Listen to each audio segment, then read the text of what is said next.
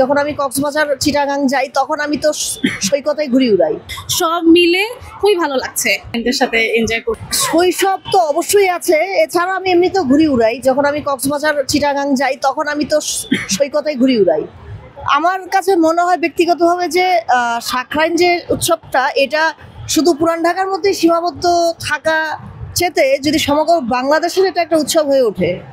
হ্যাঁ, সৈকতে যদি এইভাবে ঘুড়ির উৎসব করা যায় বা নদীর পাড়ে বা এরকম খোলা মাঠে, তো সবখানে বাংলাদেশে, তাহলে এটা একটা বিশেষ একটা মোমেন্টাম পাবে, একটা সুন্দর একটা ব্যাপার ঘটবে। ভালো ঘুড়ি উড়ানোর টিপস হচ্ছে বাতাস থাকতে হবে, শীতকাল থাকতে হবে, যদি এটা সমুদ্র সৈকত না হয় আর কি। সৈকতের বিষয়টা ডিফারেন্ট, কারণ বাতাস ওখানে ডিফারেন্ট, ওখানে ঘুড়ির ক্রাইটেরিয়া ভিন্ন। আর আপনি যদি মানে ইনল্যান্ডে ঘুড়ি উড়ান, যেমন আমরা ঢাকা শহরে, এখানে ঘুড়ির কোয়ালিটি একটা ডিফারেন্ট হতে হবে।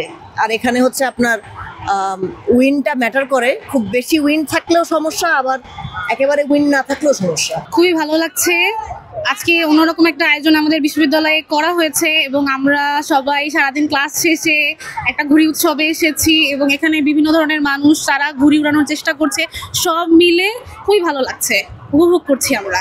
ছোটবেলার যদি বলতে যাই তাহলে সেভাবে কখনো ঘুড়ি উড়াইনি, বাসার ছাদে ছোট ভাইয়ের সাথে দৌড়াদৌড়ি করা ঘুড়ি নিয়ে, এইটুকু এভাবেই।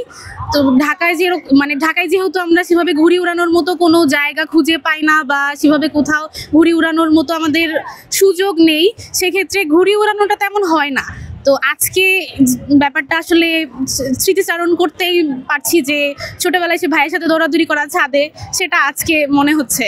খুব ভালো লাগছে আজকের উৎসব, নিজের ইউনিভার্সিটিতে এরকম উৎসব দেখে আরো বেশি ভালো লাগছে। হ্যাঁ, ছোটবেলায় ঘুড়ি ওড়ানো হয়েছে, যখন একটু দেখতাম ওয়েদারটা এরকম আছে তখন চেষ্টা করতাম, কিন্তু সেভাবে পারতাম না তখন যেহেতু ছোট ছিলাম।